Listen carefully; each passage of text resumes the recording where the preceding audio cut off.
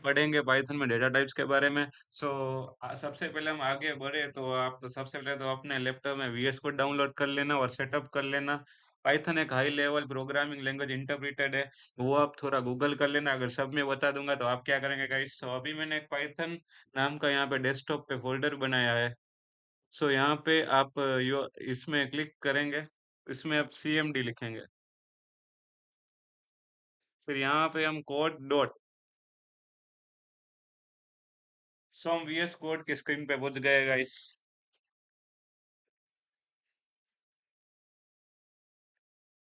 सो ये कुछ ऐसा वीएस कोड का इंटरफेस है। यहाँ पे हमारा पाइथन नाम का फोल्डर आ गया और इसमें हम नई फाइल बनाएंगे, डेटा टाइप्स डॉट, पाइथन का एक्सटेंशन है डॉट पी वाई। सो इसमें पाइथन एक अपने आप डेटा टाइप ले लेता है, मतलब डायनामिकली टाइप प्रोग्रामिंग लैंग्वेज है। दूसरी प्रोग्रामिंग लैंग्वेज है उसमें आपको ऐसा लिखना पड़ता है, integer A is equals to 10, ऐसा होता है। लेकिन हमारे में इसमें ऐसा इंटीजर लगाने की कोई जरूरत नहीं है, आप डायरेक्ट ऐसे लिख सकते हैं, ए इज इक्वल्स टू 10। ये जो है असाइनमेंट, ये 10 वैल्यू है, वो ए को असाइन करेगी। अब हम प्रिंट करके अब देख लेते हैं। सो वीएस कोड में एक शॉर्टकट की है जिससे हम टर्मिनल ओपन कर सकते हैं, कंट्रोल टिल्ट। एस्केप के नीचे है टिल्ट वाला, कंट्रोल प्लस टिल्ट दबाएंगे तो ये टर्मिनल ओपन हो जाएगा। और आप इसमें सबसे पहले चेक कर ले कि हम इसी पाथ के अंदर है, पाइथन, ओके। सो अभी हम यहाँ पे लिखेंगे Python data types dot p y. So यहाँ पे आप देख सकते हो हमारी वैल्यू 10 आ गई है। इसे गाइस क्या कहते हैं, इसे कहते हैं इनिशियलाइजेशन। जब भी हम कोई वेरिएबल को फर्स्ट टाइम वैल्यू असाइन करेंगे उसको कहते हैं इनिशियलाइजेशन। ये याद रखना गाइस, प्लीज स्क्रीन पे फोकस कीजिए अपना, और मैं जो बोल रहा हूँ वो सुनिए प्रॉपर और प्रैक्टिस कीजिए गाइस। सो ये हो गया इनिशियलाइजेशन।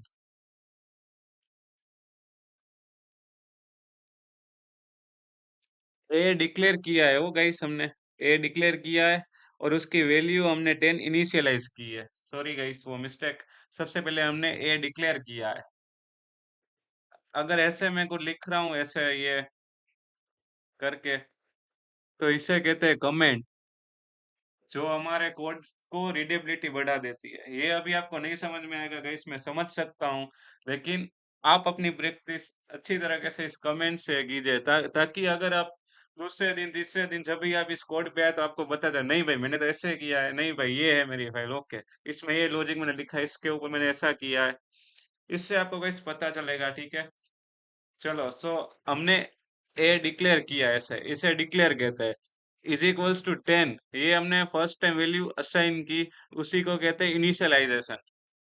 अभी अगर मैं अभी ऐसे करूं डेटा, सो इसे क्या कहते हैं, इसे कहते हैं री इनिशियलाइजेशन।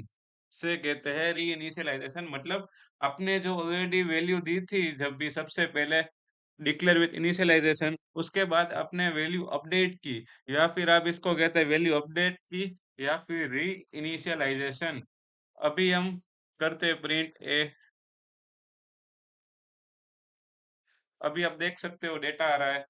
और मैं आपको एक बात बताना चाहूंगा कि आपको पता कैसे चलेगा कि ये इंटीजर है ये स्ट्रिंग है। सो नंबर होते हैं वो इंटीजर होते हैं, means whole number without fractional part और पॉइंट। यहाँ पे हम देखेंगे टाइप, ये टाइप की सिंटैक्स है, ये टाइप, उसके बाद यहाँ पे पैरेंथेसिस, उसके अंदर कौन सा वेरिएबल है, नाम क्या है, ए, तो हमने लिख दिया ए। सो आप देख सकते हैं क्लास एसटीआर मतलब string, string means collection of character. So ये आप देख सकते हो, ये एक कैरेक्टर, ये एक कैरेक्टर, ये एक कैरेक्टर, ये एक कैरेक्टर, ये सब एक कैरेक्टर है। और कैरेक्टर को कलेक्ट करके एक स्ट्रिंग बनता है। यहाँ पे मैं लिख देता हूँ।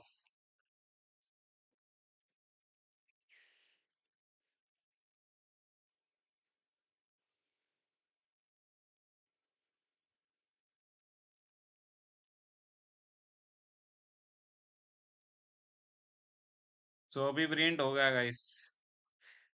ये सबसे पहले प्रिंट हुआ डेटा डेटा इनिट। उसके बाद क्लास str। ओके, सो अभी हम ए की वैल्यू कर देते हैं 20.34। सो ये वैल्यू फ्लोट हो गई क्योंकि इसमें 20 के बाद पॉइंट वाली वैल्यूज है। अगर मैं ऐसे करूं a.12, इसमें तो कोई पॉइंट की वैल्यू है नहीं, सो इसलिए इसको इंटीजर कहते हैं।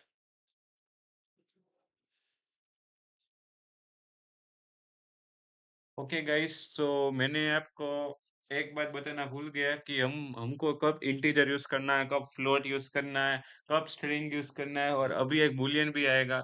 तो सबसे पहले मैं आपको इंटीजर की बात करूं, तो इंटीजर आपको तब यूज करना है कि जब भी आपको कुछ नंबर मतलब नंबर स्टोर करना हो विदाउट फ्रैक्शनल पार्ट।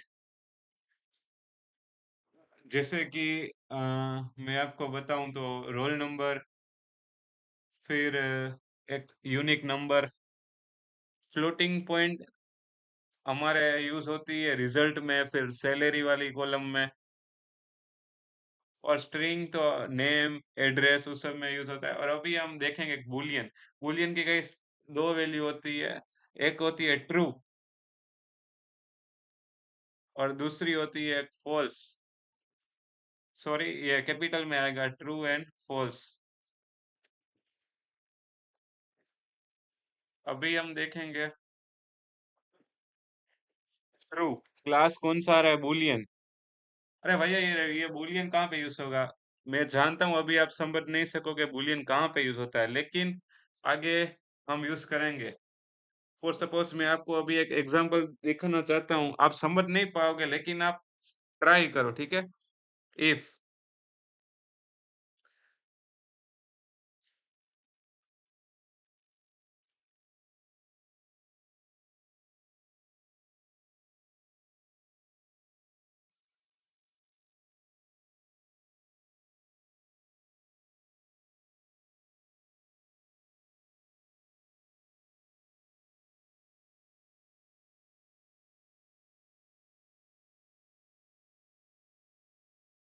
तो भाई अभी आप यहाँ पे देख सकते हो कि अगर किसी वैल्यू ने लॉगिन सॉरी किसी यूजर ने लॉगिन किया, तो ये इफ में चेक होगा। और इसके बाद तो यहाँ पे सिर्फ एक लाइन का कोड लिखा है, लेकिन फ्यूचर में आप इसमें बहुत सारा कोड लिखो। सो कहने का तात्पर्य ये है कि बूलियन भी बहुत काम का है। मैं जानता हूँ अभी आप इस एग्जांपल को समझ नहीं पाओगे। नेक्स्ट वीडियो में हम यही समझेंगे, conditional statement, if, else if ladder. So अभी मैं आपको करवाने जा रहा हूँ how to take a prompt, means how to take a input from the user. ये तो हमने वैल्यू यहाँ पे एक्सप्लिसिटली डाली है हमारे साइड से। लेकिन अगर यूजर कोई वैल्यू डाले और उसका हमको देखना हो तो सो अभी हम वो करते। इसके लिए गाइस इसमें पाइथन में एक फंक्शन आता है इनपुट नाम का। ए इज इक्वल्स टू इनपुट, ये आप करेंगे, फिर प्रिंट ए। सो इसमें आप देखना क्या आउटपुट आता है। ये देखो अभी यहाँ पे एक कर्सर आ रहा है, इसमें मैं लिखूंगा वीएस कोड। सो यहाँ पे आप देखोगे तो वीएस कोड प्रिंट हो गया। लेकिन मैं चाहता हूँ यार, इसमें बता कैसे चलेगा कि कुछ एंटर करवाने का है कि नहीं। सो अभी मैं लिखूंगा यहाँ पे टाइप टाइप योर नेम और प्रिंट ए। सो अभी देखना गाइस, अभी देखो यहाँ पे आपको दिखने आ रहा है टाइप योर नेम। सो आप यहाँ पे अपना नेम टाइप कर देना। हम अभी लिख लेते हैं XYX। सो यहाँ पे देखो XYX आ गया। अभी मेरे को तो ऐसा चाहिए आगे नेम भी ऐसा प्रिंट हो।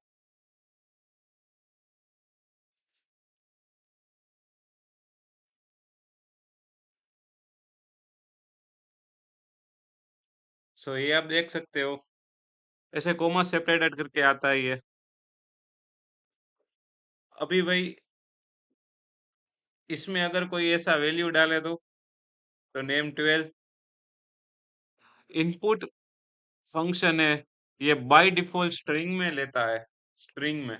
अगर आपको इंटीजर में लेना हो तो आपको यहाँ पे आगे इंटीजर लिखना पड़ेगा।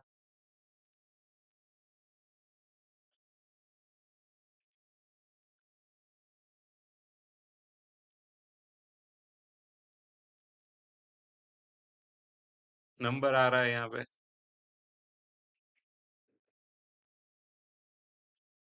ये नंबर आ गया। और आप चाहते हो कि दूसरा नंबर भी ले, उसके बाद उसका कुछ फॉर्म करे arithmetic operation. So b is equals to integer input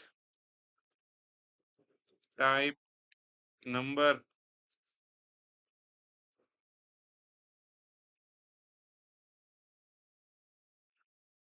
okay guys, so ये मैं आपको वीएस कोड की और एक बात बताना चाहूंगा। अभी ये प्रिंट यहाँ पे लिखा हुआ है, हमको ये चाहिए नीचे।